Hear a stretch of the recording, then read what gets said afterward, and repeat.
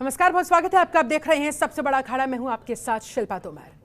आज बात होगी देश के भविष्य की, मतलब 12वीं की बोर्ड परीक्षाओं में बैठने वाले छात्रों की, जिनकी परीक्षाएं रद्द हो गई है। ये वो परीक्षाएं हैं जिनसे छात्र आगे अपनी जिंदगी में क्या करेंगे, किस फील्ड में जाएंगे, किस फील्ड में अपना करियर बनाएंगे। वो डॉक्टर बनेंगे, इंजीनियर बनेंगे, फौज में जाएंगे, अंतरिक्ष वैज्ञानिक बनना चाहेंगे। सब कुछ इन्हीं परीक्षाओं के मार्क्स पर डिपेंड करता है।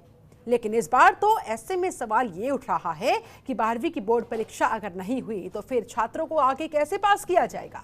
वो कौन सा फॉर्मूला होगा, मूल्यांकन का वो कौन सा तरीका होगा, क्या होगा इंटरनल असेसमेंट का भी पैमाना, किस फॉर्मूले पर छात्रों को पास किया जाएगा, कॉम्पिटिटिव एग्जाम की तैयारी पर होगा इस फैसले से कितना असर, और छात्रों को स्ट्रेस लेवल से कैसे बचाया जाएगा, क्या कुछ उनके सामने विकल्प हो सकते हैं।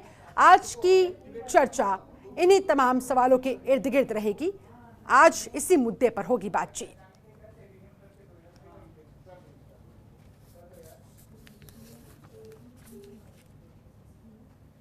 और बहुत सारे सवाल यहां पर खड़े हो रहे हैं। मसलन बोर्ड परीक्षा रद्द, क्या होगा छात्रों का भविष्य। जी हां, बोर्ड की परीक्षाएं रद्द हो गई है। सीबीएसई की तरफ से ऐलान कर दिया गया, आईसीएसई की तरफ से ऐलान कर दिया गया, बीएसईएच की तरफ से ऐलान कर दिया गया है। और ऐसे में अब तमाम राज्यों के जो बोर्ड है वो भी ऐलान कर रहे हैं कैंसिलेशन को लेकर, 12वीं की परीक्षाएं ना करवाने को लेकर। इंटरनल असेसमेंट की बात कही जा रही है, लेकिन सवाल ये कि इसका भी क्या होगा फॉर्मूला। क्या 10वीं का फॉर्मूला ही होगा रिपीट। इसके अलावा कॉलेज में एडमिशन लेने में क्या कुछ होगी बच्चों को परेशानी।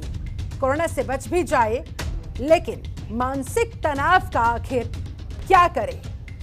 जी हाँ, कोरोना से बचाने के लिए ये फैसला लिया गया है, क्योंकि जान है तो जहान है। लेकिन जो मानसिक तनाव इस समय बच्चे झेल रहे हैं, उसका क्या किया जाए, उससे बच्चों को कैसे बचाया जाए। इस सवाल का भी जवाब करेंगे हम ढूंढने की कोशिश। रिजल्ट में देरी छात्रों पर पड़ ना जाए भारी। क्या व्यापक स्तर पर नीतियों में होगा परिवर्तन। जी हाँ, जो नीतियां बनाई गई है अब उनमें क्या व्यापक स्तर पर परिवर्तन होगा।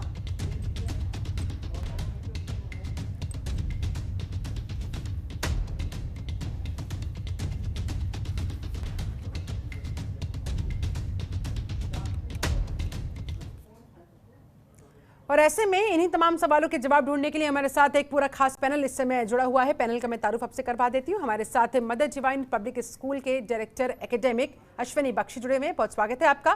हमारे साथ मनोज कटारिया हैं, संस्थापक है गौतम बुद्ध नगर पेरेंट्स वेलफेयर सोसाइटी के। बहुत स्वागत है आपका सर। शिक्षाविद दिव्या तंवर हमारे साथ जुड़ चुकी हैं। बहुत स्वागत है आपका। इसके अलावा रश्मि राय शिक्षक है LVI स्कूल में, वो भी हमारे साथ जुड़ चुकी हैं। सभी मेहमानों का बहुत बहुत स्वागत करती हूँ। चर्चा की शुरुआत अश्विनी बख्शी जी आपके साथ करना चाहूंगी। सबसे पहले आपका रिएक्शन लेना चाहूंगी। बोर्ड परीक्षाएं रद्द करने के फैसले को आप किस तरह से देखते हैं। देखिए, इस मामले में कोई भी कुछ भी कहे, इंडिविजुअल वेरिड ओपिनियन तो होगा ही होगा। लेकिन हालात को देखते हुए, कोविड की सिचुएशन को देखते हुए, बच्चों का स्ट्रेस लेवल देखते हुए, इतनी दिनों से वो घरों के अंदर बंद हैं उसको देखते हुए, और सबसे बड़ी बात है पेरेंट्स की एंजाइटी को देखते हुए, जहां तक मेरा विचार है कि गवर्नमेंट ने जो ये डिसीजन लिया बहुत अच्छा डिसीजन है। और इससे बच्चों को कुछ राहत कुछ टाइम के लिए ज़रूर मिली है, क्योंकि जब तक उनको अभी और डिटेल्स नहीं सामने आएंगी तब तक थोड़ा एंजाइटी, एक क्वेश्चन मार्क तो बना ही रहेगा बच्चों को। बाकी ये डिसीजन बहुत अच्छा है। ठीक है, डिसीजन काफी अच्छा आपको इस समय लग रहा है। हमारे साथ दिव्या तंवर भी जुड़ी हुई है। दिव्या जी, आप इस फैसले को कैसे देखती हैं। ये फैसला तो ले लिया गया है, लेकिन इस फैसले के बाद बहुत सारे सवाल इस समय बच्चों के मन में, उनके अभिभावकों के मन में, क्या कहेंगे आप। देखिए, जो स्थिति है मुझे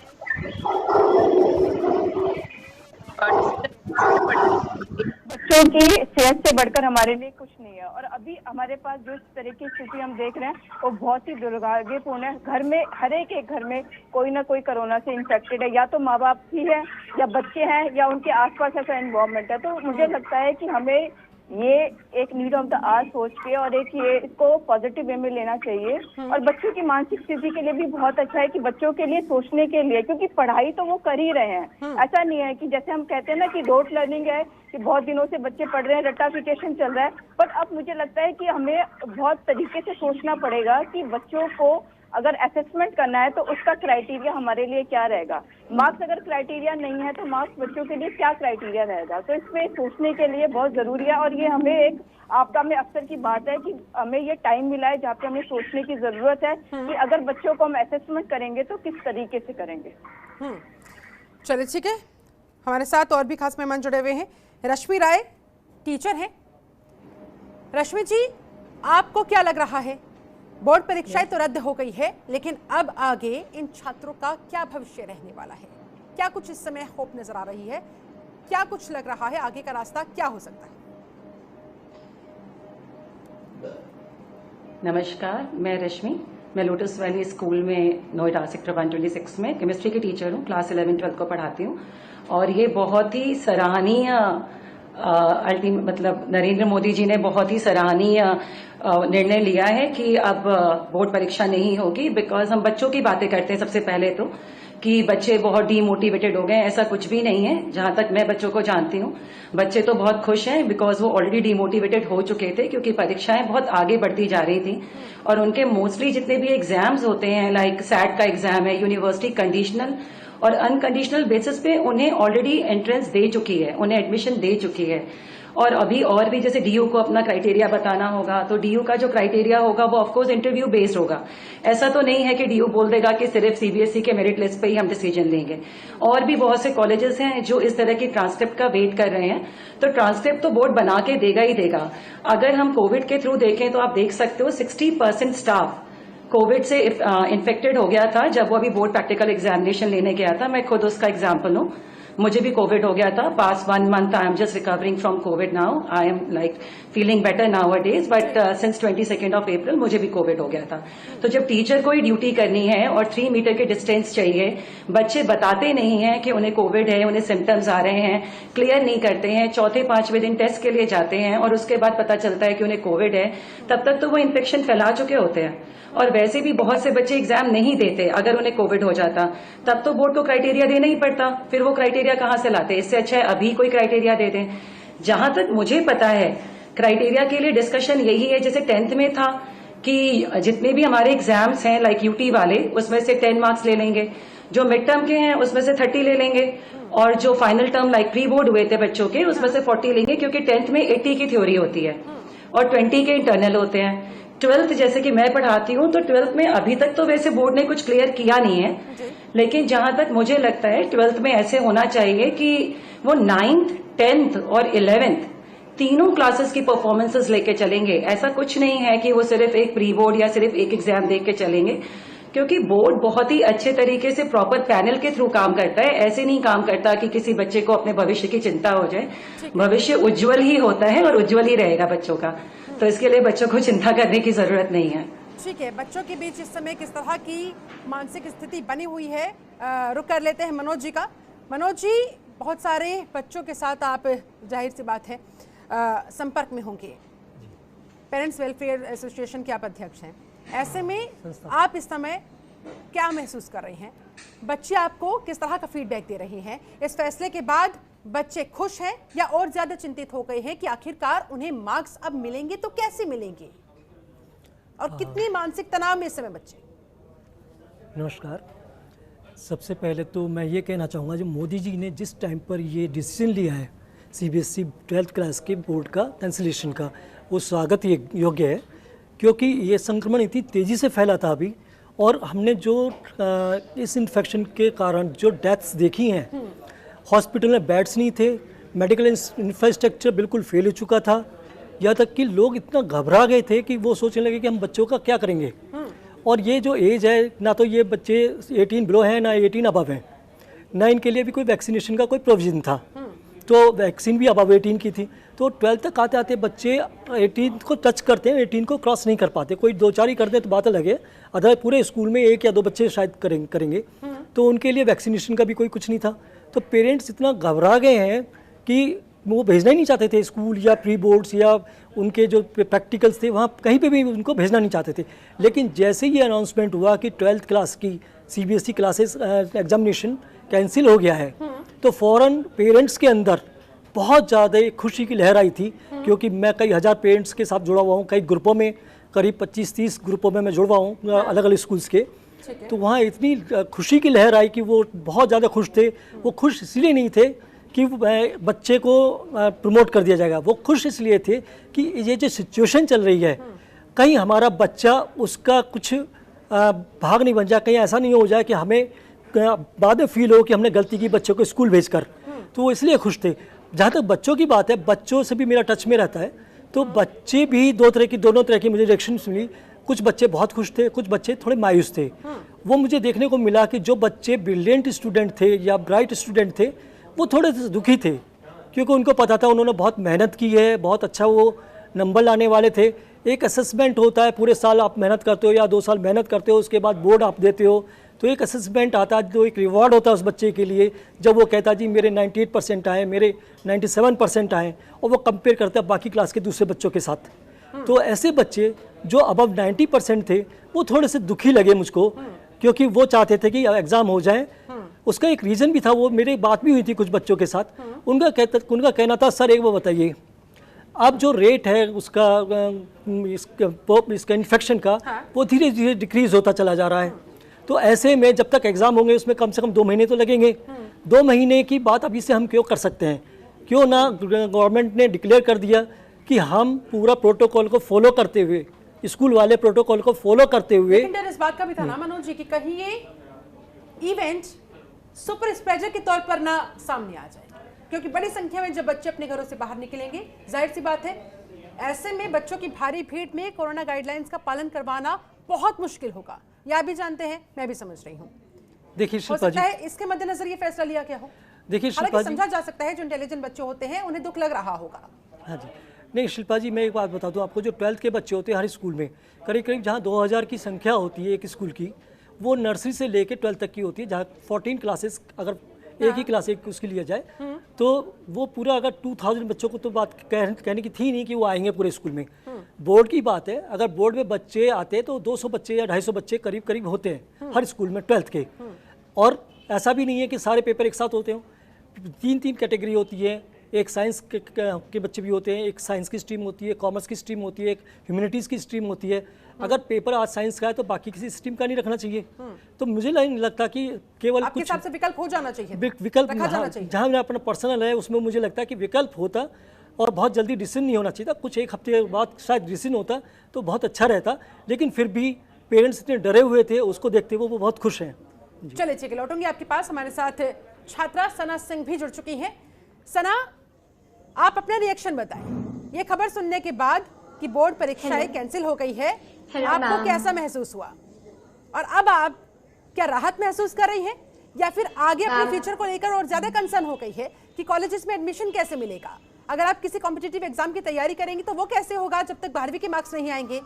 क्या चल रहा है आपके मन में इस समय?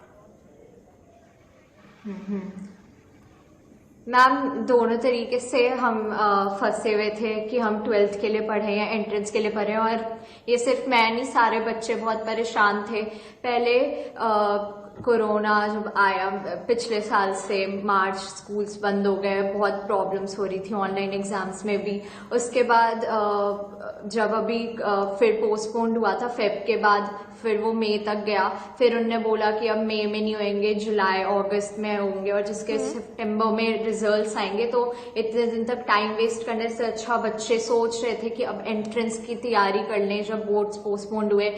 अब जब बच्चों ने एंट्रेंस पे ध्यान दिया तो सीबीएसई फिर कहने लगी कि वो बोर्ड्स लेगी, और उसमें फिर बहुत दिक्कत हो गई थी। फिर बच्चे बहुत परेशान थे, some were suffering from stress, anxiety, और उनके खुद के not only because of paper की वजह से बट ऑल्सो बिकॉज कि उन्हें उनके फैमिली में कितनी दिक्कत है, और ये इतने कोरोना में वो मिल नहीं पा रहे या पढ़ नहीं पा रहे या अलग अलग दिक्कतों की वजह से। मेरे खुद के फैमिली में I lost my grandmother because of corona and it has been a very hard time for me, but we have to move on. And अभी मैं बहुत खुश हूँ कि बोर्ड्स कैंसिल हुए, तो हम एक तरीके से अपने एंट्रेंस पे ध्यान दे सकते हैं। मैं खुद लॉ की तैयारी कर रही हूँ for CLAT examination, and I am happy that boards cancel हुए, तो मैं एक तरीके से उस पर फोकस कर पाऊंगी। यस। ठीक है, हमारे साथ है शिक्षाविद लगातार जुड़ी हुई है डॉक्टर दिव्या तंवर। दिव्या जी, बच्चों के बीच से मिले जुले रिएक्शन सामने आ रहे हैं। कुछ बच्चों को राहत भी महसूस हो रही है कि चलिए अब कम से कम 12वीं का तो रास्ता तय हो गया, अब जो मूल्यांकन होगा वो होगा, कैसे होगा, क्या कुछ क्राइटेरिया रहेगा, अब ये सरकार को सोचना है, ये शिक्षा विभाग को सोचना है। हम भैया अब अपने आने वाले एंट्रेंस एग्जाम्स पर ध्यान देते हैं। लेकिन कुछ बच्चे कह रहे हैं कि भाई एग्जाम हो जाने चाहिए थे। और यहाँ पर इस चर्चा में मनोज जी की तरफ से कहा गया कि अब संक्रमण की दर काफी हद तक कम हो गई है, तो थोड़ा और इंतजार करके एग्जाम्स करवा ही लिए जाने चाहिए थे। आप किस तरह से देखती हैं? देखिए, जब फर्स्ट वेव आई थी हमें लगा था कि दूसरी वेव नहीं आएगी। उसके बाद भी हम लोग तैयार थे इस अनएक्सपेक्टेड दौर में। जैसे अभी अप्रैल में और ये फरवरी के एंड में हमने देखा कि किस तरीके से भयानक तरीके से ये लोग बढ़े, मतलब कोरोना के केसेस बढ़े। तो मुझे लगता है कि सावधानी बरतनी बहुत जरूरी है, स्पेशली जो हमारा यंग बच्चा है। 12th में हम बच्चों के साथ चांस नहीं ले सकते, यंग ब्लड के साथ चांस नहीं ले सकते। एक बच्चे को इन्फेक्शन का मतलब है उस क्लास के अंदर सारे बच्चों को इन्फेक्ट होना। और ये भी है कि बच्चे बताते नहीं, जैसे मैम ने कहा कि ये भी हमारे पास आते आते, जैसे रिजल्ट आते आते कि कोरोना का रिजल्ट आते आते काफी टाइम लगता है। और साथ में ये भी होता है कि टीचर के साथ भी है, टीचर को पेरेंट्स सारी चीजें मिली जुली है। तो इसीलिए ये जो डिसीजन है ये कहीं ना कहीं एक हित में ही है और हैंड होल्डिंग करनी पड़ेगी सबको, क्योंकि सबके साथ स्थिति सेम है। क्योंकि अगर बच्चे के साथ जो यहाँ का स्टेट टॉपर है, अगर बच्चा सोचता है कि मैं टॉप करूंगा, तो वो स्थिति उसके दूसरे स्टेट में भी वही होगी। ऑल इंडिया जो राउंडर होगा उसके लिए भी स्थिति सेम होगी। और बच्चों के लिए चांस दिया गया है, एक विंडो उनके लिए ओपन है कि अगर बच्चे पेन और पेपर वाला एग्जाम देना चाहते हैं तो आगे वो दे सकते हैं। पर अभी स्थिति ये है कि हम बच्चों के स्वास्थ्य के साथ कोई भी नेग्लिजेंस नहीं बरत सकते। और साथ में ये भी होगा कि अगर ये वेव, तीसरी वेव आई, जो भगवान करे ना आए, तो हम लोग उस स्थिति के लिए तैयार नहीं है अभी। यानी कि कहीं ना कहीं तीसरी लहर का डर इस बड़े फैसले के पीछे कहा जा सकता है।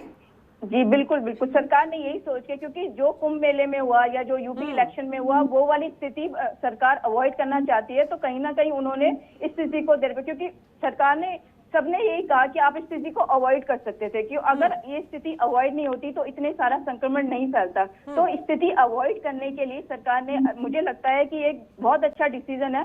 बच्चे इस स्थिति को याद करेंगे, क्योंकि मुझे लगता है कि ये सारी की सारी चीजें एक पॉजिटिव वे में जाएगी। शिक्षा को भी अब चेंज होने की जरूरत है। अगर मार्क्स क्राइटेरिया नहीं होंगे तो क्राइटेरिया क्या होगा? जो न्यू एजुकेशन पॉलिसी में था कि होलिस्टिकल विकास होना चाहिए, बच्चों के लिए बहुत सारी चीजें होनी चाहिए, तो कहीं ना कहीं हमारे को एक तरह थम के सोचने की जरूरत है कि अगर बच्चों के मार्क्स क्राइटेरिया नहीं है तो बच्चों को एलिजिबिलिटी का क्राइटेरिया बच्चों के लिए क्या होगा, उनकी स्किल्स होगी। तो बेसिकली हम लोग स्किल लर्निंग पे जा रहे हैं।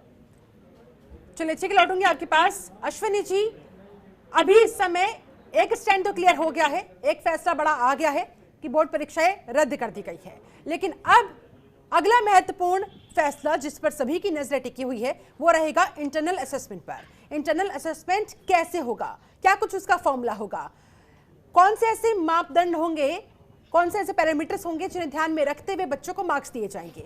आप इस पर क्या सोचते हैं? किस तरह की संभावनाएं नजर आ रही है? क्या 10वीं का फॉर्मूला ही रिपीट होगा ये माना जाए, या कुछ नया इजाद हो सकता है, कुछ नए फॉर्मूले के साथ शिक्षा विभाग सामने आ सकता है, बोर्ड सामने आ सकते हैं कि भाई इस फॉर्मूले से बच्चों को मार्क्स दे देते हैं? देखिए, इतने बड़े डिसीजन जो है वो कभी भी एक इंसान डिसीजन नहीं लेता। बिल्कुल। एक कोर टीम बनती है जिसमें काफी स्टेक होल्डर्स इन्वॉल्व होते हैं, और जो भी डिसीजन लिया जाता है उसमें कोर कॉन्सेप्ट ये होता है कि बच्चे के लिए it should be child centric, बच्चे के हक में हो, बच्चे को फायदा हो। अब जहां तक हम देखें 10th का मॉड्यूल जो है, जैसा आपने बात की, 12th और 10th के मॉड्यूल्स को हम कंपेयर नहीं कर सकते। मेरा ख्याल आपके कहीं वॉल्यूम में प्रॉब्लम है, and I am getting echo for that. तो आप अगर उसको ठीक करें तो थोड़ा सा ठीक हो जाएगा। ओके, हाँ, तो उसमें जो मैं आपको बता रहा था 10th का और 12th का कंपेरेबल नहीं है, क्योंकि जो 12th के बच्चे होते हैं, मैंने पिछले अपने 40 साल के एक्सपीरियंस में देखा है कि 12th के बच्चे थ्रू आउट स्कूल एग्जामिनेशंस में सीरियस नहीं होते। वो यूटीज को नहीं लेते, फर्स्ट टर्म को लाइटली लेंगे या कई बच्चे देते ही नहीं है। और प्री बोर्ड जो कॉम्पिटिटिव एग्जाम्स प्रिपेयर करते हैं, खासकर साइंस स्टूडेंट्स, वो तो बिल्कुल ही नहीं अटेम्प्ट करते फर्स्ट प्री बोर्ड। जो स्कूल सेकंड प्री बोर्ड लेते हैं उनमें वो जरूर देते हैं एग्जाम्स, वो भी स्कूल प्रेशर के लिए, क्योंकि कारण ये है कि उनका ऑब्जेक्टिव बिल्कुल अलग है, वो अलग से फोकस्ड है, उनको पता है हमें क्या करना है। कभी भी 12th के बच्चे ने ये नहीं सोचा कि उसकी फाइनल परफॉर्मेंस उसके उस ईयर बेस्ड इंटरनल असेसमेंट पे होगी। इसलिए मैं ये सोचता हूँ, ये मेरा पर्सनल ओपिनियन है कि अगर क्लास 12th का खाली इंटरनल लिया जाए तो वो ठीक नहीं होगा, क्योंकि 10th का बच्चा जो होता है उसका first time pre board exam होता है, पेरेंट्स का प्रेशर होता है, टीचर्स का प्रेशर होता है, और बच्चा जो है खाली 10th से 11th के लिए जाने के लिए प्रिपेयर करता है, और बच्चा शुरू से सारे एग्जाम्स को सीरियसली लेता है। उस सिचुएशन को देखते हुए, कोविड के हालात को देखते हुए, बच्चे वैसे ही कहीं भी एग्जाम्स में नहीं अपीयर हुए, मेरा ख्याल है, जो मेरा पर्सनल ओपिनियन है, कि खाली 12th का इंटरनल लेना कोई रैशनैलिटी नहीं होगी। अगर 10th और 12th का मार्क्स लिया जाए, क्योंकि 10th में बच्चे काफी मेहनत से करते हैं और हर बच्चे की कम से कम 15% परसेंटेज अप होती है as compare to normal schooling.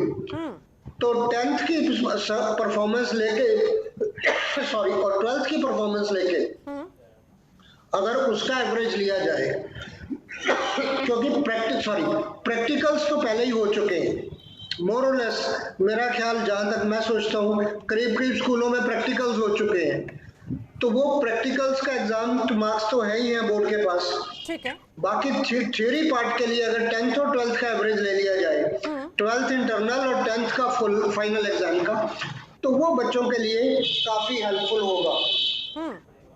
क्योंकि 9th का भी अगर आप देखें, अगर हम 9th को इंक्लूड करते हैं, जैसे एक सजेशन चल रहा है, तो 9th में एक बड़ी प्रॉब्लम है, up to class 8 we are having NDP, no detention policy. तो सब बच्चे 8 से 9th में ऐसे ही आते हैं। अब 9th में जो बच्चा आएगा उसकी एकेडमिक परफॉर्मेंस उतनी अच्छी नहीं होती जितनी कि उसकी एवरेज उसका 12th को सपोर्ट कर सके। जो बच्चा सीरियस होता है वो 10th से होता है, तो 10th और 12th से हो जाए।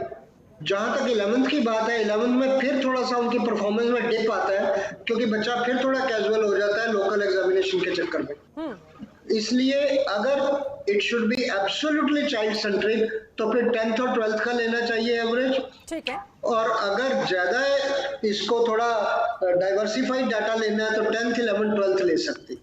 चलिए ठीक है, आप सभी मेहमान मेरे साथ बने रहे, चर्चा को आगे बढ़ाएंगे, लेकिन फिलहाल मुझे यहाँ पर एक बहुत छोटे से ब्रेक ले रुकना होगा। ब्रेक के बाद लौटेंगे, चर्चा को आगे बढ़ाएंगे और यही जानने की कोशिश करेंगे कि जो विकल्प अश्विनी जी की तरफ से रखा गया है, इसके अलावा और क्या कुछ विकल्प सामने लाए जा सकते हैं जिन पर काम किया जा सकता है, और आखिरकार अगर बच्चे कोरोना से तो बच जाएंगे, लेकिन उन्हें मानसिक तनाव से आगे कैसे बचाया जाए, क्या कुछ किया जाना चाहिए, कैसे बच्चों से बात करनी चाहिए, कैसे आखिरकार उनके स्ट्रेस लेवल को कम किया जाना चाहिए, जो इस समय सबसे ज्यादा जरूरी लग रहा है। क्योंकि इस पूरे साल में, या यूं कहा जाए जब से कोरोना आया है, बहुत सारे अप्स एंड डाउन्स बच्चों ने देखे हैं। इसके अलावा एक और महत्वपूर्ण सवाल का जवाब लेने की कोशिश करेंगे कि अब क्या वक्त आ चुका है व्यापक स्तर पर अपनी नीतियों में परिवर्तन करने का, क्या शिक्षा विभाग इस तरफ ध्यान देगा। हमारे साथ गौतम बुद्ध नगर पेरेंट्स वेलफेयर एसोसिएशन सोसाइटी के संस्थापक मनोज कटारिया जी भी लगातार जुड़े हुए। मनोज जी, कुल मिलाकर बच्चों की परीक्षाएं तो रद्द हो गई है, अब सिस्टम की परीक्षा की बारी है कि कैसे सिचुएशन को डील किया जाए। देखिए, सिस्टम में हम देखें, गवर्नमेंट की बात करेंगे या स्कूल एडमिनिस्ट्रेशन की बात सरकार करेंगे? की, शिक्षा विभाग की, कि क्या कुछ आगे का रास्ता तय किया जाएगा? हाँ, देखिए, जैसे इस समय सिचुएशन आई और सब कुछ बहुत ही हौच पौच हो गया है, सिस्टम ऐसा लग रहा था कि शायद सिस्टम फेल हो चुका था गवर्नमेंट का। और मेरा ये नहीं कहना है कि बीजेपी का ही सिस्टम फेल हुआ, हो सकता है यहाँ पर दूसरी भी सरकार होती, उसका भी हो सकता था, क्योंकि इतनी कैजुअलिटी, इतना वो तेज़ी से वो फैला है, रीज़न कुछ भी हो सकता है, तो जिसकी वजह से फेल हुआ। हमारे पास, हाँ, हमारे पास पर्याप्त साधन नहीं थे, हमारे पास इतनी बढ़िया इंफ्रास्ट्रक्चर नहीं थी, और जो भी हमने काम किए या जो भी हमने अरेंजमेंट किया वो इतना लेट किया कि तब तक काफ़ी लोगों की कैजुअलिटी हो चुकी थी। तो हमें थोड़ा सा पहले से ही प्रिपेयर, अब तीसरी लहर की बात आती है, जैसे अभी थोड़ी देर पहले बताया था कि तीसरी लहर में, दिव्या जी ने बताया था कि तीसरी लहर का भी एक शायद डर था, जिसकी वजह से पेरेंट्स खुश थे तो एक की तीसरी लहर बहुत ख़तरनाक थी बच्चों के लिए। तो ऐसा उस तीसरी लहर को माइंड में रखते हुए अगर अभी से सरकार कुछ इस तरह के बंदोबस्त करती है और स्कूल एडमिनिस्ट्रेशन भी कुछ इस तरह की चीज़ें रखते हैं, जैसे ये तीसरी लहर को बढ़ना नहीं चाहिए या बढ़ नहीं सके वो आगे, इस तरह की कोई चीज़ें वो करें, तो उनको ये कदम कुछ उठाने चाहिए, कुछ सेफ्टी पॉइंट्स उनको रखने चाहिए थे। और अब बात आती है जैसे कि ऑनलाइन क्लासेस की। एक सबसे बड़ा सेफ्टी मेजर ये था कि ऑनलाइन क्लास ले लीजिए, उससे शायद काम चल जाएगा और बच्चे दूर रहेंगे और पढ़ भी लेंगे। ऐसा मुझे थोड़ा मेरा मानना है, क्योंकि अश्विनी जी मेरे गुरु भी हैं, बड़े हैं, मेरे सीनियर हैं, गुरुजी भी मैं उनको मानता हूँ। तो जहाँ तक मेरा अपना मानना है, ऑनलाइन क्लासेस की जो शिक्षा है, ऑनलाइन एजुकेशन जो है, वो इतनी इफेक्टिव नहीं होती जितनी एक इन पर्सन क्लास या फिजिकल क्लास होती है। जवाब सना सिंह से ले लेते हैं। सना हमारे साथ छात्रा लगातार जुड़ी हुई है। सना, आपका एक्सपीरियंस इस पर क्या कहता है? ऑनलाइन क्लासेस के दौरान कौन कौन सी चुनौतियां, कौन कौन से चैलेंजेस आपने फेस किए और आपको क्या लगता है किस हद तक इफेक्टिव दिखाई देता है?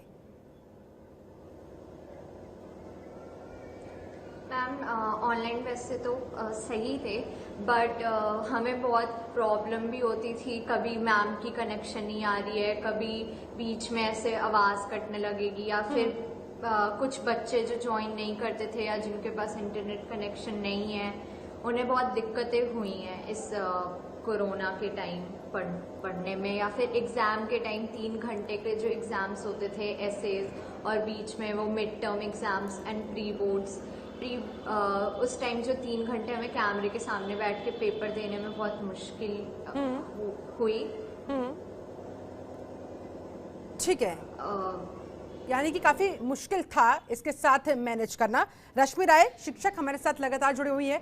रश्मि जी, आप लोगों के लिए, टीचर्स के लिए ये कितना चुनौतीपूर्ण था ऑनलाइन क्लासेस लेते हुए बच्चों को बोर्ड एग्जाम्स के लिए प्रिपेयर करवाना? मैम, बहुत चुनौतीपूर्ण था एक्चुअली। ये काफ़ी ज़्यादा काम किया है, क्योंकि हर एक अध्यापक या अध्यापिका पहले से इसके लिए तैयार नहीं था कि उनको इस तरीके से एकदम से ऑनलाइन मोड में शिफ्ट होना पड़ेगा। सबने सीखा, बच्चों ने भी सीखा, टीचर्स ने भी सीखा, बहुत कुछ सीखा। पहले जूम किया, फिर जूम में इंटीग्रिटी प्रॉब्लम्स आई प्राइवेसी को लेकर के, तो फिर हम वेबएक्स पे गए, फिर वेबएक्स में आई तो हम टीम्स पे गए। अब तो हम टीम्स पर ही करते हैं सारा कुछ। सबने सीखा, टीचर्स ने बहुत कुछ सीख लिया। कोई ऐसी चीज़ नहीं है जो अब टीचर को आती नहीं है। A lot of workshops from CBSE COE पे होती हैं, डिजिटल वर्कशॉप्स होती हैं, बहुत कुछ होता है जिससे टीचर्स अपग्रेडेड हैं, अपडेटेड हैं, बहुत काम हो रहा है। लेकिन हाँ, इसी समय मैं इस बात पे भी मानती हूँ कि बहुत से बच्चे दूरदर्शन से पढ़ते हैं या फिर टीवी से पढ़ते हैं, या फिर रूरल एरियाज में इतना ज़्यादा एक्चुअली ये सब कनेक्टिविटी इश्यूज वगैरह काफ़ी ज़्यादा हो जाते हैं। हम लोग तो अर्बन में बैठे हुए हैं, शहरों में इतनी प्रॉब्लम्स नहीं आती है, सबके पास वाईफाई है, UPS है, लाइट चली गई तो कोई प्रॉब्लम नहीं है, क्लास में कोई डिस्टर्ब, जैसे कि अभी सना ने बोला, होता है जरूर, ये प्रॉब्लम होती होगी बहुत से टीचर्स के साथ, क्योंकि सब लोग इतने फाइनेंशियली अपडेटेड नहीं है, अपग्रेडेड नहीं है कि वो क्लासेस के लिए तुरंत जा करके हाईफाई वाला एकदम फुल वाला वाईफाई कनेक्शन खरीद लें या UPS खरीद लें कि लाइट जाने पर उनकी कनेक्टिविटी इश्यूज ना आए, घर में प्रॉब्लम हो सकती है। पर टीचर्स ने बहुत ट्राई किया और टीचर्स ने बहुत अच्छे से इस चीज को अपनाया और बच्चों का बहुत मोटिवेशन भी करते रहे कि बेटा और कोई ऑप्शन नहीं है। और ऐसा नहीं है, हम फरवरी में पूरे टाइम स्कूल गए, हम 17 मार्च तक स्कूल गए, हो सकता था। चलिए ठीक है, लौटूंगी आपके पास। हमने बहुत तैयारी कराई, असाइनमेंट लेते रहे। ठीक है, ठीक है, अश्विनी जी के पास जाना चाहूंगी। अश्विनी जी, रिवीजन टेस्ट भी हुए, बहुत कुछ हुआ, ऐसा नहीं है। इस हेल्थ क्राइसिस के बीच आप किस तरह से इसे देख रहे हैं? क्या ये देरी से लिया गया? क्या थोड़े दिनों पहले ही ये फैसला ले लिया जाना चाहिए था? हो सकता है बच्चों को और ज्यादा मानसिक तनाव से बचाया जा सकता था। आपको क्या लगता है, आप क्या सोचते हैं? देखिए, जब हम कभी भी किसी बहुत लार्जर डाटा को देखते हैं, लार्ज स्केल पे देखते हैं, तो उसमें हम मेजॉरिटी और अगर लार्जर पर्सपेक्टिव में देखेंगे तो हमें डिसीजन रैशनल लगेगा, कोई भी डिसीजन लेंगे तो। लेकिन अगर हम उसको सब्जेक्टिविटी के साथ जाएंगे तो कभी भी कोई कंसेंसस नहीं आएगा। जैसे अभी कुछ विचार मैं देख रहा था कि ऑनलाइन में प्रॉब्लम्स आई, कुछ आए। अगर ऑनलाइन में हमने क्या पाया इसको देखें तो हमने बहुत बड़ी अचीवमेंट की है, क्योंकि कारण ये है कि सबसे बड़ी बात यह है कि हम लोग कंडीशनड है एक पर्टिकुलर क्लासरूम स्टाइल में पढ़ने के लिए। एक रिसर्च ओरिएंटेड अप्रोच जो है वो हमें नहीं है, और यही कारण है जब बच्चे शुरू में कॉलेजेस में या यूनिवर्सिटीज में जाते हैं तो उनको बड़ी प्रॉब्लम होती है, क्योंकि टीचर्स को वो स्कूल कॉन्सेप्ट नहीं होता वहाँ सेल्फ स्टडी पे ज्यादा जोर दिया जाता है। एनीवे, ये ब्लेसिंग इन डिस्गाइज वाली बात है कि पहली बार ऐसा हुआ, टीचर्स ने भी काफी सीखा और बच्चों ने भी सीखा, और हमें ये भी पता लगा कि सिचुएशन को फेस करने के लिए कैसा करना है। तो I think I salute everybody. अब जहां तक डिसीजन की बात है, देखिए डिसीजन जब भी लिया जाता है वो डिसीजन अगर आप उसको सोच के, सारे स्टेक होल्डर्स के बारे में सोच के, और ये क्योंकि ये जो कोरोना की सेकंड लहर जो आई थी, और जैसे थर्ड का भगवान ना करे ऐसा हो जैसे थर्ड का लोग कह रहे हैं, तो किसी को ये नहीं पता था कि सेकंड कितनी देर चलेगी। बिल्कुल। अब अगर गवर्नमेंट आज से 15 दिन पहले या 20 दिन पहले या 1 महीना पहले डिसीजन ले लेती कि एग्जाम नहीं होंगे, और अगर ये लहर 3, 4 दिन, 5 दिन में खत्म हो जाती, जैसे फर्स्ट वेव में हुआ, जल्दी हो गई थी खत्म, तो उस केस में क्या होता, लोग कहते कि जी गवर्नमेंट ने जल्दी कर दी, अगर इसको ऐसा कर देते थोड़ा और देर एग्जाम्स करवाए जा सकते थे या नहीं करवाए जा सकते थे। अगर ये थोड़ी और एक्सटेंड हो जाती तो लोग ये भी कह रहे थे कि गवर्नमेंट डिसीजन नहीं ले पा रही, उसमें बच्चों के लिए प्रॉब्लम हो रही है, उसमें बच्चों के लिए डिफिकल्टी हो रही है। तो मैंने ये कहा है कि अगर हम लार्जर पर्सपेक्टिव में देखें जी, तो जो डिसीजन जब लिया गया वो तब ठीक है। अब सिर्फ हम सबको मिलके एक कोशिश ये करनी चाहिए, गवर्नमेंट की तरफ से इनिशिएटिव होना चाहिए कि जो इसका रिजल्ट आना है वो ज्यादा देर ना लगे।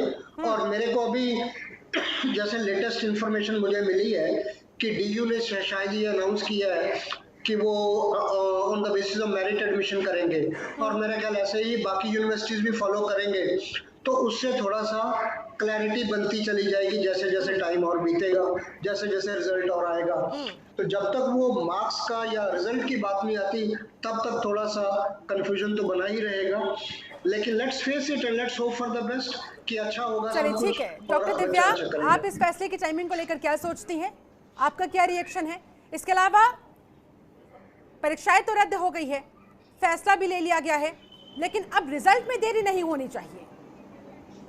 ये जो दौर है ना, इसके लिए हमें से कोई प्रिपेयर नहीं है। सर ने जैसे कहा कि 1 महीने पहले क्या होना था हमें नहीं पता, और 1 महीने बाद क्या होना है हमें नहीं पता। तो जैसे होता है कि लार्जर पर्सपेक्टिव में ये डिसीजन बहुत सही है कि हम बच्चों की सेहत के साथ, बच्चों की लाइफ के साथ कोई खिलवाड़ नहीं कर सकते। अब ये है कि इसका सेकंड क्या होगा, सेकंड हमारे पास क्या क्या पर्सपेक्टिव होगा कि हम बच्चों का क्राइटेरिया क्या सेट करें, उनका रिजल्ट कैसे हो, रिजल्ट के बाद उनके अगर कॉम्पिटेटिव एग्जाम है तो वो किस तरीके से होगा, अगर यूपीएससी का कोई दे रहा है तो बच्चा किस तरीके से, नीट के एग्जाम दे रहा है तो किस तरीके से। तो ये सारी की सारी चीज सोचने की जरूरत है, क्योंकि ये बफर टाइम है हमारे लिए अपनी शिक्षा नीति को और सुदृढ़ करने का और ठीक करने का, उस ढांचे को सुधारने का, क्योंकि बच्चा बहुत ज्यादा उसका फ्यूचर डिपेंड है, हम उसके फ्यूचर के साथ खिलवाड़ नहीं कर सकते।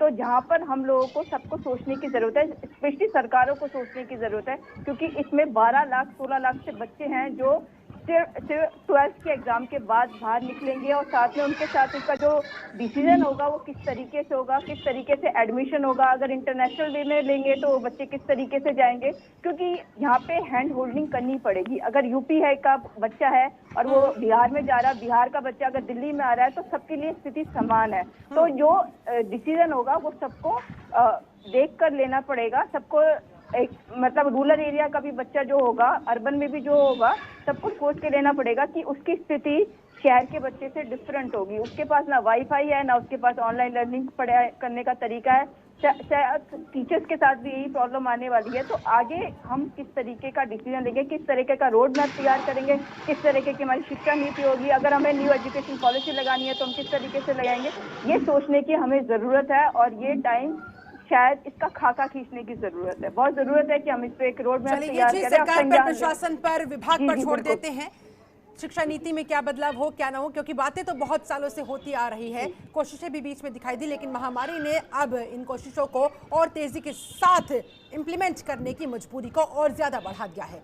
ऐसे में आप बच्चों को क्या कहना चाहेंगी डॉक्टर दिव्या, इस समय बच्चों को क्या करना चाहिए, किन बातों पर ध्यान देना चाहिए, किन पर नहीं?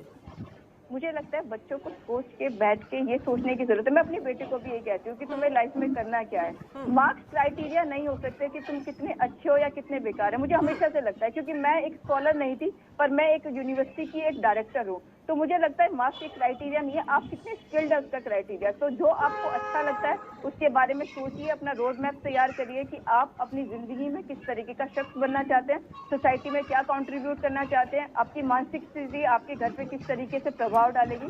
तो बहुत जरूरत है अब बच्चों को एक तरीके से तैयार करने की कि वो सोसाइटी में किस तरीके से अपने आप को देखना चाहेंगे। मुझे लगता है ये बच्चे बहुत लकी है, ये टाइम हमें नहीं मिला, इनको मिला है। तो बहुत जरूरत है कि ये बच्चे सोचे कि अपनी जिंदगी में ये आगे क्या करना चाहते हैं। और बच्चों को इस राह पर आगे बढ़ाने के लिए रश्मि राय, आपको क्या लगता है, क्या कुछ किया जाना चाहिए? शिक्षकों की तरफ से क्या कुछ कंट्रीब्यूशन हो सकता है? तमाम नेगेटिव एनर्जीज से बच्चों को दूर रखते हुए कैसे उनके अंदर पॉजिटिविटी भर सकते हैं हम? मैम, जैसे अभी दिव्या मैम ने ये बोला कि इंटरनेशनल लेवल पे बच्चों का सिलेक्शन कैसे होगा, तो इंटरनेशनल लेवल पे बच्चों का सिलेक्शन सैट के थ्रू होता है और ज्यादातर बच्चों ने सैट का एग्जाम क्लियर कर लिया है जो भी उसके लिए एस्पायर कर रहे थे और उनके एडमिशन्स हो गए हैं। उसके अंदर 2 कंडीशन आती है, एक कंडीशनल और एक अनकंडीशनल। अनकंडीशनल वालों को तो देखिए कोई दिक्कत है नहीं। कंडीशनल वालों के लिए होता है कि जो उन्होंने अपने मार्क्स वहां पर बोले हैं कि मुझे इतने मार्क्स लाने हैं, अगर वो मार्क्स उनको मेरिट के थ्रू मिल जाते हैं तो उनको उसका बेनिफिट मिलेगा। तो पहले तो बात हो गई अब्रोड एजुकेशन की। दूसरी बात करते हैं हम यहाँ पर कि बच्चों का एंट्रेंस कैसे होगा, बच्चे कैसे कॉलेज में जाएंगे, बच्चे कितने मोटिवेटेड हैं।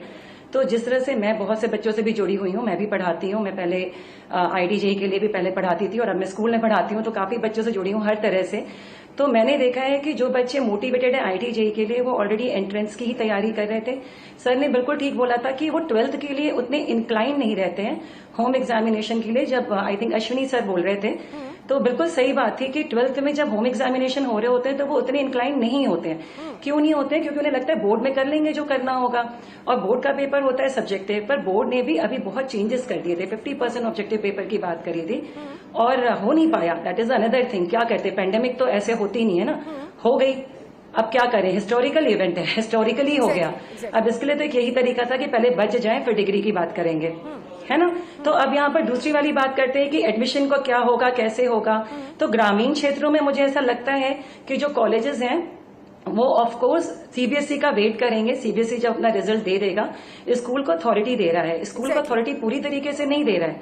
जैसे CCE में क्या होता था कि स्कूल को अथॉरिटी देता था, यहाँ पर 10th में स्कूल की अथॉरिटी नहीं है पूरी की पूरी। 5 टीचर स्कूल से हैं और 2 टीचर एक्सटर्नल कमेटी से हैं, मतलब किसी बाहर, कोई भी बाहर का टीचर किसी और स्कूल का अपॉइंट होगा जो उस सब्जेक्ट में एनरिच होगा पर्टिकुलरली, और फिर मार्क्स बनाए जाएंगे। तो मेरे ख्याल से ऐसा नहीं लगता कि स्कूल अपने आप सारा डिसीजन ले लेगा और सब कुछ स्कूल के हाथ में है। और फिर अगर ऐसी बात होती कि सब कुछ स्कूल के हाथ में होता तो फिर तो स्कूल करता ही अच्छा है बच्चों के लिए। दूसरी बात भी अश्विनी सर की बिल्कुल ठीक थी कि child is always benefited, child is always benefited. Child को हमेशा बेनिफिट करके ही डिसीजन लिया जाता है। तो कॉलेजेस भी इस बारे में जरूर सोचेंगे कि वो मेरिट पे देना चाहते हैं, वो ट्रांसक्रिप्ट का वेट करना चाहते हैं, या फिर वो एक इंटरव्यू लेना चाहते हैं। अगर ज्यादा, फॉर एग्जांपल, बहुत से बच्चों को 95% का डेटा मिल जाता है। पिछली बार भी हमने देखा बोर्ड एग्जामिनेशन देने के बाद भी बहुत से ऐसे बच्चे थे जो 95% पे थे। अब कट ऑफ होता है 90% या 95%। SRCC में 95% जाता है और DU में बहुत से कॉलेजेस में 90%। तो ऑफकोर्स बच्चों को इंटरव्यू के बेसिस पे ही सिलेक्शन मिलता था। अगर बहुत से बच्चे एक ही लेवल पे हैं तो आप कैसे डिसाइड करोगे किस बच्चे को लेना है, किस बच्चे को नहीं लेना है। तो एडमिशन क्राइटेरिया बनाने में कॉलेजेस को कोई डिले होगा नहीं और कोई दिक्कत होनी नहीं चाहिए, मुझे ऐसा नहीं लगता है। बस एक बार CBSE क्लियर कर दे कि 12th का रिजल्ट कैसे होना है। और कोई देरी नहीं हुई है, बिल्कुल ये सही बात है। अगर जल्दी डिसीजन ले लेते तो बोलते कि बेकार में ही बोर्ड कैंसिल करा दिया। कैसे रखा जाए, टीचर्स का उसमें क्या योगदान हो सकता है, उस पर क्या कहेंगी? मैम, टीचर्स तो ऑलरेडी बहुत मोटिवेट कर रहे हैं बच्चों को। हमारे यहाँ तो इसका एक बेसिकली वो हुआ था, वोटिंग हुई थी, पोलिंग कराई थी हमने कि कितने बच्चे चाहते हैं। CBSE मीटिंग के पहले ही कराई गई थी स्कूल में, मैम ने करवाई थी, प्रिंसिपल मैम ने। और हमारे यहाँ 200+ स्टूडेंट हैं, आई थिंक 217 है, और सिर्फ 6 बच्चों ने बोला था कि हाँ बोर्ड एग्जाम होने चाहिए। प्रॉपर पोलिंग हुई थी। तो मुझे ऐसा लगता नहीं कि बच्चों को कोई, जो जिन बच्चों को से मैं जुड़ी हुई हूँ, हाँ, जो बच्चों को ये लग रहा था कि मैं नहीं कर पाया और अब मैं कर लेता, या अब मैं कर लेती अगर बोर्ड एग्जाम होते। तो मेरा अपना भी बेटा क्लास 10th में है, बहुत अच्छा है पढ़ने में, और उसको भी लग रहा था कि हाँ मैंने, क्योंकि क्या होता है बहुत से बच्चे चीटिंग करते हैं। जब ये एग्जाम्स हो रहे थे हमारे, प्री बोर्ड हो रहे थे और जो भी हो रहा था, कितना भी आप कर लो, student is always prior to you, आपसे आगे आगे चलते हैं। आप कितना भी कैमरा ऑन करा लो, कुछ भी करा लो, लैंग्वेज देख के टीचर समझ जाता है कि बच्चे ने मेरा पढ़ाया हुआ नहीं लिखा है, गूगल का लिखा है, विकिपीडिया से लिखा है। तो वो एक बात तो है ही है कि इंटरनल एग्जाम्स हुए थे तो बच्चों ने चीटिंग करी थी। अब जो बच्चे पेरेंट्स से बहुत डरते हैं या टीचर से बहुत डरते हैं या बहुत कॉन्शियस होते हैं, वो चीटिंग नहीं करते, तो उनके मार्क्स वहां पे कम हो गए थे। ये भी बात बिल्कुल सही है और ये क्राइटेरिया हमें दिमाग में रखना है और बोर्ड भी ये क्राइटेरिया रखेगा। ऐसा हो ही नहीं सकता कि सिर्फ एक एग्जाम के बेसिस पे वो डिसाइड कर लेगा कि कैसे हमें फाइनल बनाना है। और बच्चों की आप जो पॉजिटिविटी की बात कर रहे हैं, तो बहुत कम बच्चे ऐसे हैं जो बोर्ड का ये जो डिसीजन आया है उससे नेगेटिव जा रहे हैं। मुझे ऐसा लगता है कि एक पोलिंग आपको भी करानी चाहिए अपनी नेक्स्ट चैट में, जो भी आपका नेक्स्ट होगा, और देखिए कि क्या बच्चे इसमें बहुत नेगेटिव हो रहे हैं, ऐसा लग रहा है, क्या परसेंटेज मिलती है आपको। तो मुझे ऐसा आइडिया है कि 80% से ज्यादा बच्चे पॉजिटिव आंसर देंगे आपको। मानसिक तनाव में बच्चे जरूर है, क्योंकि इतनी सारी जो चीजें, अनएक्सपेक्टेड चीजें उन्होंने साल भर में देख ली, बहुत सारे सपने थे उनके, बहुत सारी। मैं मानसिक तनाव में क्यों है, मैं आपको यही बोलती हूँ, मानसिक तनाव में क्यों है मैं बताती हूँ आपको। मानसिक तनाव में वो इसलिए है क्योंकि उन्हें अभी क्राइटेरिया नहीं पता। जैसे ही 10th का क्राइटेरिया आ गया था तो बच्चों का सारा तनाव चला गया था। अब 10th वाला बोर्ड इतना इम्पोर्टेंट नहीं होता है इन कंपैरिजन टू 12th। जैसे ही क्राइटेरिया आ जाएगा, बच्चों का मानसिक तनाव चला जाएगा। क्या कुछ फॉर्मूला इंप्लीमेंट किया जाएगा, वो जल्द से जल्द बच्चों के सामने आ जाना चाहिए। उम्मीद की जा रही है तमाम बैठकों के बाद उस पर भी फैसला जल्दी जैसे ही आ जाएगा, सारा मानसिक तनाव चला जाएगा बच्चों का। लेकिन तब तक तो बच्चों के मन में बहुत सारे क्वेश्चंस इस समय उबाल पर होंगे। मनोज कटारिया जी आपके पास आते हुए, बिल्कुल है, बच्चे तो मानसिक तनाव में है ही, लेकिन मुझे लगता है कि बच्चों से ज्यादा मानसिक तनाव इस समय उनके पेरेंट्स झेल रहे हैं, क्योंकि अमूमन ऐसा होता है बोर्ड एग्जाम्स जब आते हैं तो ऐसा लगता है कि बच्चों के नहीं, उनके पेरेंट्स की बोर्ड एग्जाम्स आ गए हैं। जी बिल्कुल सही कह रहे हैं आप। जब बच्चों का पेपर होता है तो उसका इन्वॉल्वमेंट, पेरेंट्स का भी उसमें इन्वॉल्वमेंट होता है, और बच्चों का भविष्य क्या होगा, कैसे वो पेपर दे के आएंगे, कितने उनके मार्क्स आएंगे, उन्हीं के मार्क्स पे वो डिपेंड करेगा कि उनको कॉलेज कैसे मिलेगा, उनको कोर्सेज में कैसे एडमिशन मिलेगा। तो इसी बात को बहुत टेंशन में रहते हैं कि अगर बच्चे का पेपर बिगड़ गया या परसेंटेज बाई द वे बिगड़ जाती है तो उसे किसी अच्छे कॉलेज में या अच्छे कोर्सेज में एडमिशन नहीं मिल पाएगा।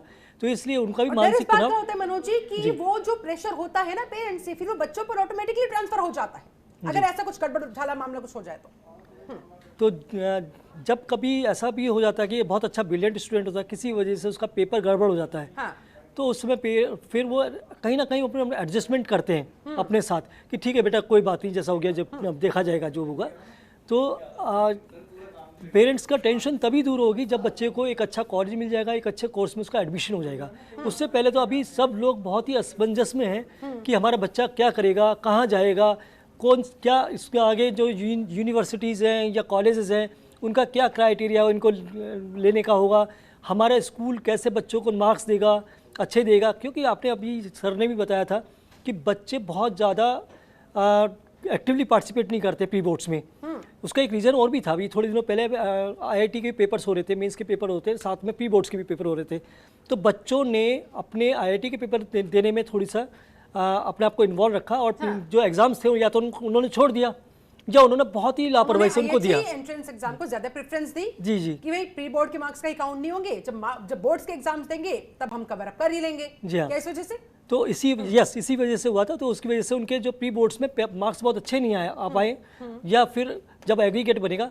अभी एक मैंने सुनने में आया कि जो शायद हो सकता है, मैं सही नहीं हूँ, कि 11 से लेकर 12 तक जो बच्चे के मार्क्स थे उसी पे काम किया जाएगा। जो सीबीएसई बोर्ड है स्कूलों को शायद इस तरह की कोई नोटिफिकेशन भेजेगा, शायद हो सकता है वो गलत हो कि 10th भी कहा जा रहा है कि उसमें 10th 11th इंक्लूड होगा, 10th भी लेंगे। अच्छा, आई थिंक वो पीछे कुछ क्लासेस उन्होंने लिए, क्योंकि 10th तो बोर्ड का एक क्राइटेरिया है ना, तो 10th तो लेंगे। यानी कि 10th के बोर्ड एग्जाम्स, 11th का पूरा जो असेसमेंट के बाद मार्क्स आए होंगे, और 12th में साल भर में बच्चे ने जो कुछ भी किया होगा ऑनलाइन एग्जाम्स के थ्रू उसे इंक्लूड किया जाएगा। उन सबको इंक्लूड करके तभी बनेगा। अब देखते हैं कि किस तरह की वो अपने मूल्यांकन करते हैं मार्क्स के लिए, या क्या करते हैं। कि बेस्ट का ऑप्शन है हमारे पास जो क्राइटेरिया है। जी बोलिए रश्मि जी, बोलिए। उन्होंने बोला है कि अगर किसी ने 3 से ज्यादा एग्जाम करा रखे हैं वो बेस्ट करें, और किसी ने अगर 3 से कम करा रखे हैं तो वो उसके बेसिस पे एक नया क्राइटेरिया बनाएं और बोर्ड के साथ शेयर करें।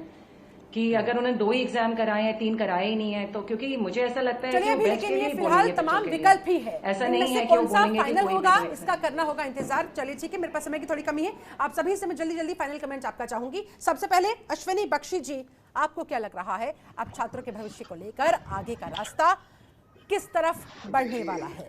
देखिए, छात्रों का भविष्य बहुत अच्छा है। अभी आज की डेट में वो टाइम नहीं है कि जो इंटेलिजेंट है वो डॉक्टर बनेगा, जो मीडियोकर है वो कॉमर्स लेगा और जो वीक है वो ह्यूमैनिटीज लेगा। आज वो टाइम नहीं है। आज टाइम है एक्सेलेंस का। अगर आप इंटेलिजेंट है, अगर आप हार्ड वर्किंग है, अगर आप मेहनती हैं, तो आप किसी भी फील्ड में जाएंगे, you are bound to excel. और बच्चों को सबसे बड़ी बात है कि वो अपना बैलेंस बना के रखें और जो फील्ड वो लेते हैं या जो फील्ड उनको मिलता है उसमें अपना कैलिबर शो करें। और उसके बाद I think sky is the limit और sky is not the limit. सब ठीक होगा, बच्चे अच्छा करेंगे, हमें उम्मीद है। हमें अपने भारतीय वैल्यूज हैं जो हमारा जो कल्चर है वो हमें यही सिखाता है कि हारना नहीं है, एग्जैक्टली मेहनत करनी है और जीतना है। बस अगर बच्चों को हम ऐसा पॉजिटिव कॉन्सेप्ट अप्रोच देंगे बनाकर तो रखेंगे। बच्चे, सबसे बड़ी बात ये है। ठीक है सर। हमारे साथ डॉक्टर दिव्या तंवर भी लगातार जुड़ी हुई है। डॉक्टर दिव्या, आपका फाइनल कमेंट? देखिए, मुझे लगता है कि शिक्षा हमें एक बेहतर इंसान बनाती है, तो यही एक रीजन है कि हम लोग हर एक चीज में बच्चों के साथ हैं। और लगता है कि ये टाइम है सोचने समझने का कि बच्चों के लिए पढ़ाई इस तरीके से हम मापदंड बनाए कि मार्क्स से भी बढ़कर बच्चे कुछ कर सके। तो स्किल बेस्ड हो, जैसे न्यू एजुकेशन पॉलिसीज में आया, और हम लोग शायद उस दिशा में बढ़ भी रहे हैं। पैंडेमिक एकदम अनएक्सपेक्टेड तरीके से आया, पर शिक्षा में जो बदलाव है वह जरूरी था। और ये सोचने की जरूरत है कि बच्चे आगे जो भी कुछ काम करे वो सोच के रखे कि उनको किस तरीके का इंसान, किस तरीके की जिंदगी चाहिए।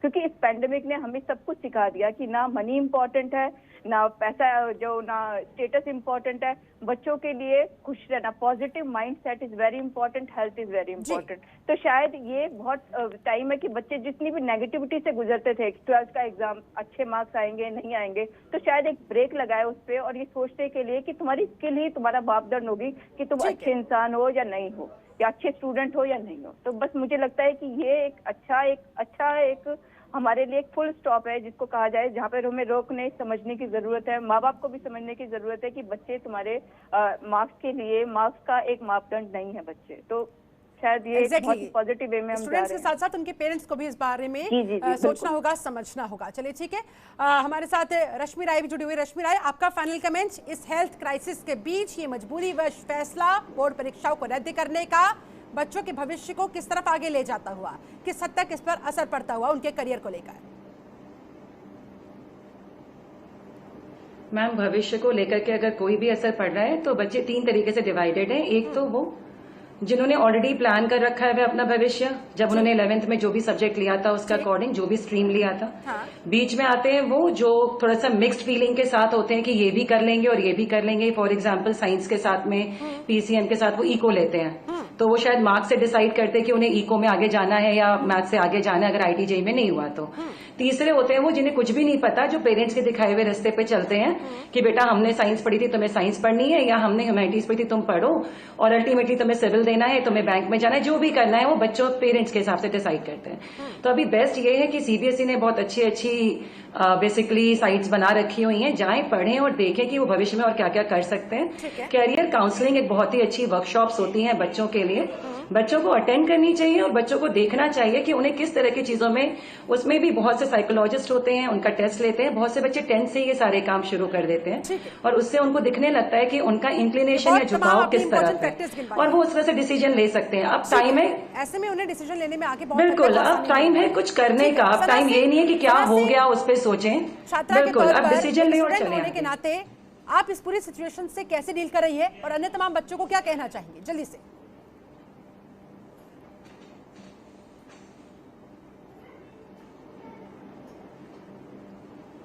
सना, आवाज मिल पा रही है? लगता है संपर्क हमारा सना सिंह से टूट गया है। मनोज कटारिया, आपका फाइनल कमेंट? काउंसलिंग इस समय बेहद जरूरी नजर आ रही है बच्चों के साथ साथ उनके पेरेंट्स के भी। जी, एक्चुअली मेरा फाइनल कमेंट्स यही है कि जो बच्चे हार्ड वर्क कर रहे थे और जो जिनको मैंने कहा ब्राइट स्टूडेंट्स हैं, उनके मन में थोड़ा संशय था कि हमको भी अब जब मार्क्स ऐसे ही बढ़ेंगे तो हमको भी एक एवरेज स्टूडेंट की तरह माना जाएगा। हालांकि ऐसा नहीं है, हार्ड वर्क ऑलवेज पेज। तो जब वो मेहनत करेंगे, और उनके साथ ऐसा नहीं है, एवरेज बच्चे को भी अच्छे मार्क्स मिलेंगे, और उनके तो खैर मेहनत उनके काम आएगी, और वो उनका फ्यूचर बहुत ज़्यादा ब्राइट है। बस बस इतना ही था। बहुत बहुत शुक्रिया आप सब तमाम मेहमानों का मेरे साथ इस खास चर्चा में जुड़ने के लिए, समय निकालने के लिए। तो कुल मिलाकर बच्चों को इस समय सिर्फ और सिर्फ अपने आप को मानसिक तनाव से दूर रखते हुए मेहनत पर गौर करना है, मेहनत पर और ज्यादा ध्यान देना है। एक मेहनत ही है जिसके बलबूते वो आगे अपने करियर को, आगे अपने भविष्य को सुनहरा बना सकते हैं।